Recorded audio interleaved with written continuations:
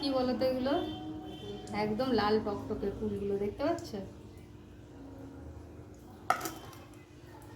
ধুয়ে রেখে দিয়েছি সকালবেলা, এখন এই দেখো বোটাগুলো ছাড়িয়ে নিচ্ছি। আচার হবে এগুলো দিয়ে। আমি অবশ্য কোনোদিন বানাইনি ফুলের আচার, আজকেই প্রথম বানাবো।